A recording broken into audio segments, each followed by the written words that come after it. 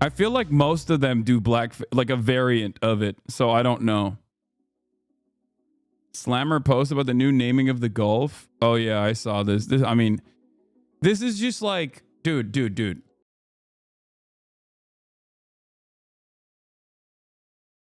If an American-owned application changing the name of the Gulf of Mexico to Gulf of America is that big of a deal? Is that big of a deal for you? This is low effort stuff, okay? It's basically another demonstration that we have no motion. We've lost it. You know? It's just like, this is what we're stoked on. Oh my God, it's awesome. It's amazing. I can't believe, like, who? Nobody cares. I don't understand it. I genuinely don't understand how this is a significant move. This is stuff Erdogan would do is true.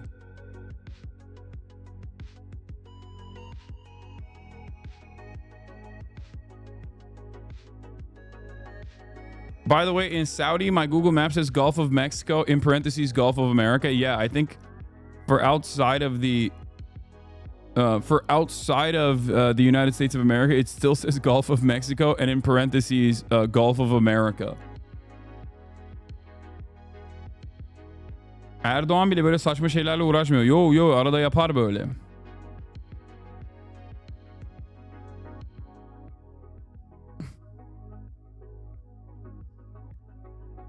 I work in the Gulf of Mexico and no one calls it the Gulf of America. This is some freedom fries shit, dude. That's what I mean. This is like, oh yeah, we're gonna rename French fries to freedom fries. Like, who cares? Like, even if this was here's my take, okay? This is such no motion shit. Like, changing the name of Gulf of Mexico on Google Maps to Gulf of America is unimaginably low motion. No motion whatsoever.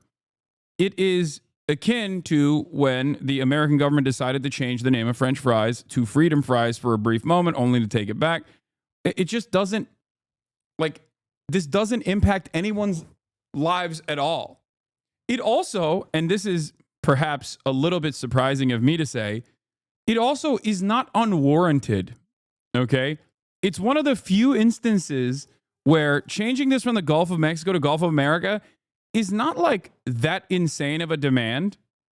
Okay, listen to me on this one. Okay, one, the United States of America is not the only American country. It is literally the continent, and there's also a shit ton of coastline on the Gulf of Mexico that the United States of America also has. So not only is it pointless, but it also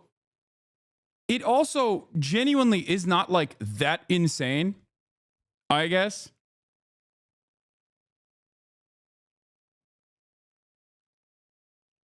You can say that the Gulf is surrounded by the continent of America. Exactly. So it's like, it's a very weird thing that the worst people are pointing to. It's a very weird thing that the worst people are pointing to as like a massive victory or whatever. It's so dumb. And ultimately, I think it's just not significant.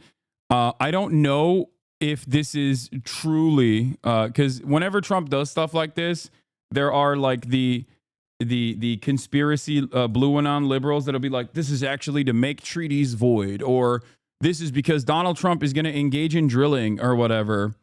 Like, he didn't change the name to the Gulf of Trump, right? As Fizz also said, it's correct. It's like he changed it to Gulf of America. It's not like that crazy of a demand in general. And also, it's basically just on Google Maps, which is an American, it's an American company. Don't forget to blast off. I already did. It's useless. It's petty. And also, simultaneously, in a weird way, it's not like the worst thing. Do you know what I mean?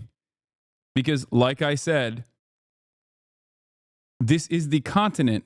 You know, this is the North American continent, and therefore it's valid to say it's the Gulf of America. So it's one of those weird things that Trump did where I just don't care about it at all. And I don't think it's all that significant. I think ultimately the other stuff that he's doing is way worse. You shut up right now, law. It's not the Gulf of the United States of America. It's the Gulf of America.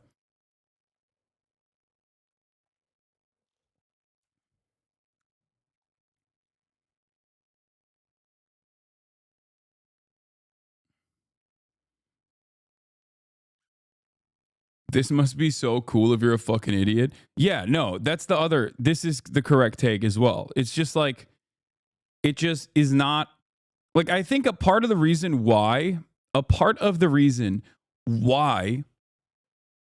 Republicans really like this is because they're stupid and they think this matters. They think this is like a massively consequential thing. Like, it shows American dominance, right? It's just a thing. It's not that significant. And it makes no sense to hype this up as though this is the best thing that's ever happened. Okay? They've done it. Gulf of America. Like, Pog. I'm pogging right now. This is so sick.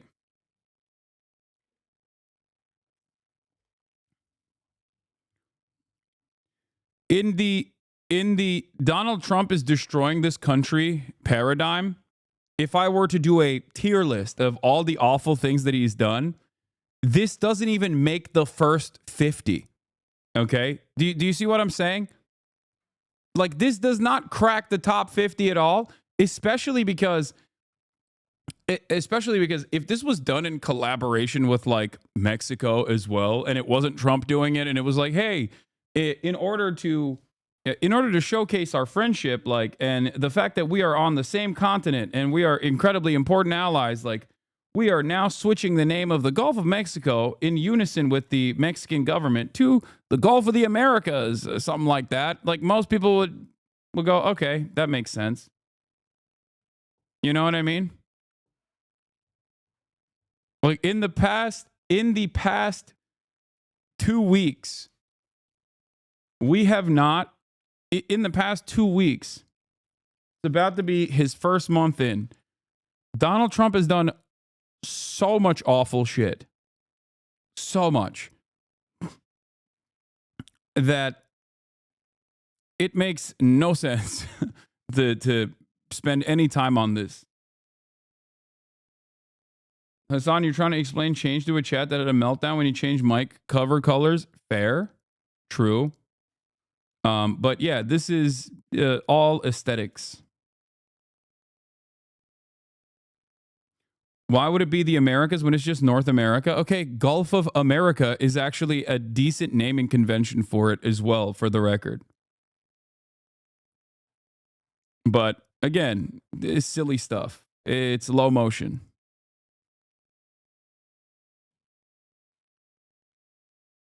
He's an old white guy. Like most old white guys, he loves maps. I think he sees changing the map in as many ways as possible as the lasting legacy he will have. Obviously, there are other reasons for Canada, Greenland, and Panama, but I think the hubris is another factor. Yeah, it's just like a silly thing. It's low motion. It's silly. It's perfect for Donald Trump. It's perfect red meat for his base that they can just like add on to all of the amazing things that our glorious president is doing. It's like, fix the goddamn egg prices, man. Okay? What happened to tackling inflation, you dingus? That's what you ran on. What happened? Instead, it's business as usual. And the irony, of course, is that nothing is different, even with his like handling of Ukraine, for example. Like, when he talks about Ukraine, this is a big point of contention now. He just like openly is saying, we want $500 billion worth of your minerals. Okay? That in and of itself is literally, and I cannot stress this enough, identical to the ways in which we have interest in Ukraine from the jump. Okay? It's just openly stating that reality. That's the only difference between Donald Trump, is just that he says the quiet part out loud. Okay? That's it. Just like the Biden administration also quietly was trying to do a mass relocation initiative for all the Palestinians, and the Egyptian government said no, the Jordanian government said no, they all basically said, no, that's a ridiculous thing. We're not going to do mass ethnic displacement in the Gaza Strip.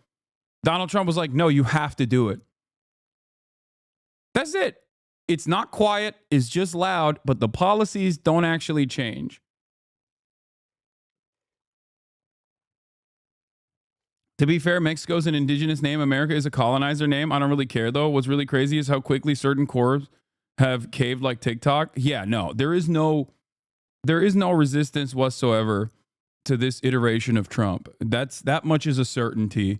If anything, I think every institution is basically telling you that reality over and over again. And there is seemingly no counter to this kind of nonsense anyway. Yeah. The craziest part of me about him saying this stuff out loud is how he was impeached over doing what is in essence the same type of quid pro quo with Ukraine. No, there's a difference between the initial impeachment for his quid pro quo with Ukraine. That was for his own personal, that was directly to fuck over the person that he was running against, right? He wanted dirt. He was like, there are congressional approved, Congress approved weapons that are supposed to be transferred to you. I'm going to do something that is unconstitutional and stop those weapons from going to you unless you give me some blackmail. Okay? If you give me some blackmail, I'll continue those weapons transfers. But if you give me some blackmail on Joe Biden, I will, I will continue the weapons transfers flowing into Ukraine. That was for something that is like deliberately his own personal. That was something that he did specifically for his own personal gain. It was a very selfish thing that he was doing. So that's a little bit different than when he says, Ukraine, if you have a lot of rare earth minerals, I want it. We'll keep giving you weapons, but you have to give us the minerals. That in and of itself is just American foreign policy laid out in full display. It is very similar to when Donald Trump, the last time around, basically turned around and said, after it came out that MBS, Mohammed bin Salman, had assassinated Jamal Khashoggi, an American legal permanent resident and a Washington Post journalist, when he got him, when MBS basically assassinated him in the Turkish Saudi embassy, okay?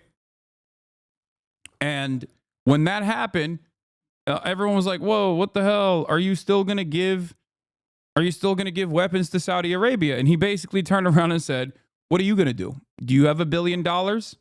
If they don't buy it from us, they're going to buy it from somewhere else. Do you have $1 billion to buy these weapons? Somebody's got to buy these weapons. That is American foreign policy. But you rarely ever hear American foreign policy be so openly explained in this way. Usually, Democrats at least know that you have to masquerade as like someone who cares about the rules and someone who is interested in, upholding a certain moral position, a certain moral posture. That's why the Israel stuff under Democratic rulership was incredibly difficult for them to deal with while also propagandizing, because it was very obviously at odds with the international rule-based order, right? It was very obviously at odds with that, and the Democrats could not contend with that reality, and they had a very hard time taking a defensive posture in the ways that they normally would. Trump doesn't do that. He just openly will be like, yep, what are you going to do about it? Yeah, this is it. This is my thing. I'm going to get money in return for all the weapons that were given to Ukraine.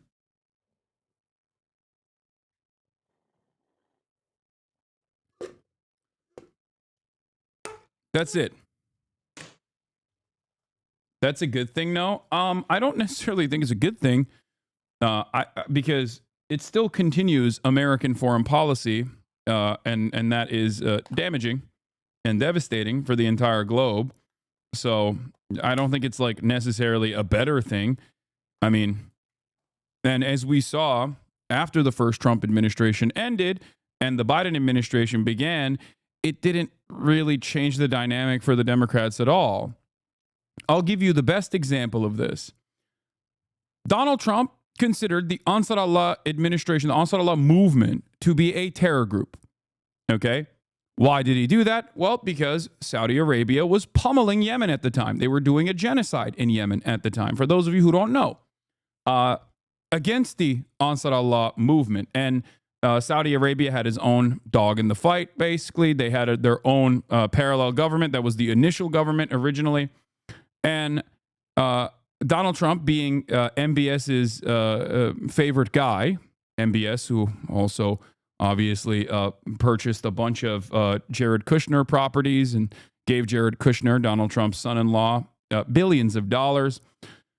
Donald Trump did the bidding of both Israel and Saudi Arabia willingly. For Israel, he put sanctions on the former ICC prosecutor. He's putting sanctions on this one as well, by the way.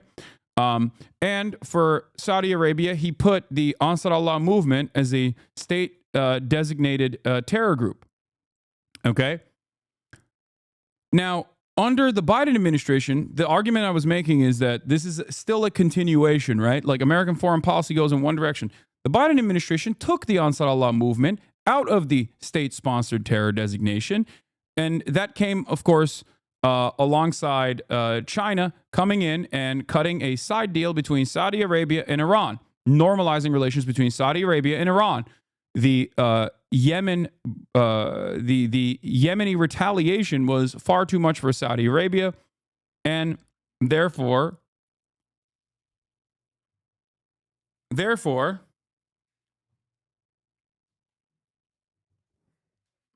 for them, they basically wanted to put an end to the fighting anyway, okay, for financial reasons. So they did that. And the Biden administration took Ansar Allah off the terror designation. But what did the Biden administration do after October 7 and Israel doing a genocide in Gaza? The Ansar Allah movement came out and was the de facto government of Yemen at this point, and said, we are going to put a blockade on the Red Sea. We are going to intercept all vessels that are going through the Red Sea, whether they are directly connected to Israel or they're stopping at Israeli ports or in any way, shape, or form is not collaborating with this blockade. As long as Israel is still doing a genocide, this blockade will continue. And they started doing that. They started intercepting ships. They started taking ships. They started taking hostages. Okay? And the American government called that piracy, and the Biden administration started Operation Prosperity Guardian and put the Ansar Allah movement back on the terror list.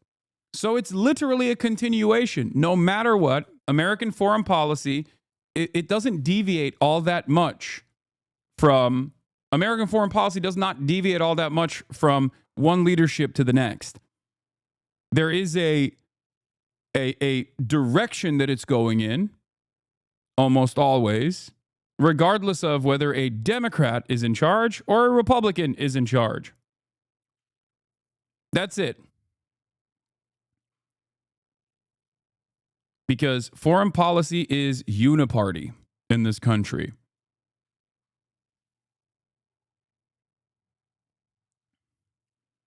The Democrats, on the one hand, will do their very best. The Democrats, on the one hand, will do their very best to basically try and make it seem like what they're doing is at the behest of a international rule-based order. Laughable notion when they are attached to Israel by the hip and are allowing Israel to continue doing a genocide with the weapons that we're sending to Israel. But they still try to manufacture consent for that, right? That's why they did the port, for example. Remember the port?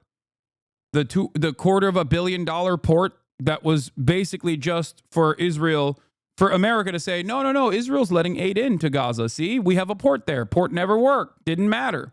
The one time they utilized the port was when they, used it to used it for an Israeli military campaign, as a matter of fact. It was a floating pile of trash. It never actually operated, but it didn't matter.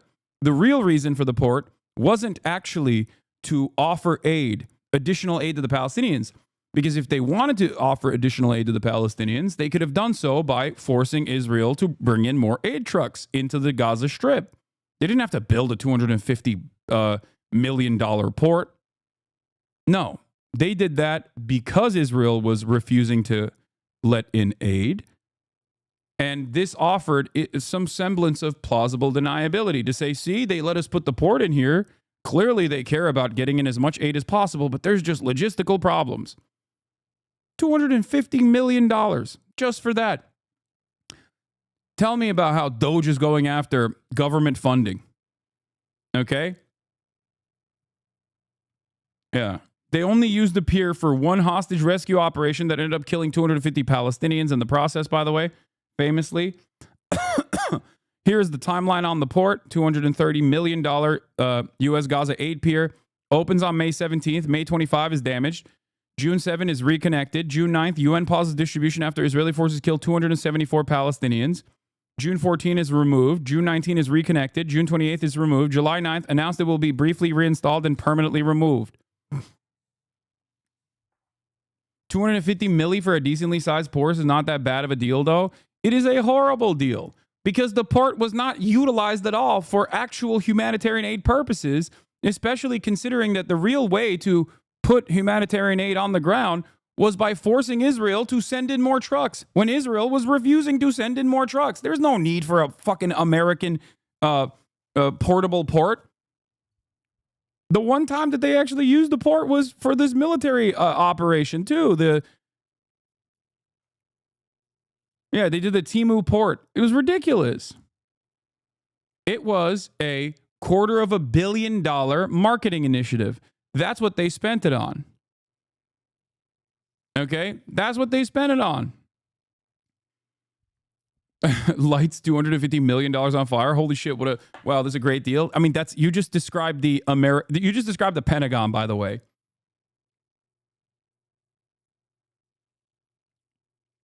And also now we have American mercs as well. More than 100 American mercenaries now in Gaza. UG Solutions paying $1,100 a day with a signing bonus of $10,000 for the U.S. Special Forces veterans.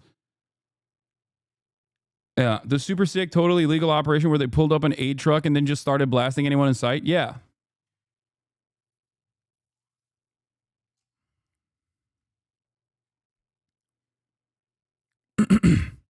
So at the time, what was American foreign policy? It was called a pier. Not sure why you're saying a port. Whatever, pier, port, semantics. What are you talking about? It didn't work for either anyway. Okay, it was a portable pier that they built, and it didn't work. But it was never supposed to actually work regardless. Okay? That is my point. So when Donald Trump says like, "Oh, we're going to finalize the ethnic cleansing of Gaza," make no mistake, that is a part of American foreign policy. That is a part of the grand design that America has. Now, are there actual naysayers within the State Department? Absolutely. Just like there were people who also criticized Biden from within the State Department. When Biden was attached to the hip and letting Israel do whatever it wanted, there were plenty of people who were saying this is going to diminish our soft power capabilities around the world. Everyone is looking at us and recognizing that nobody cares about the international rule-based order. If our soft power capabilities go away, then all of a sudden the only thing we have is hard power. That in and of itself is not going to be good enough. Okay? I thought your content got nuked. The stream is evil. Yes, I am an evil streamer. If you think I am your enemy, and if you think I am evil in general, you really got to reorient your priorities. Unless you're already a Trump supporter, in which case, then that's fine. I mean, of course, I welcome Trump supporters saying I'm evil. That's understandable. I am diametrically opposed to the way you view the world.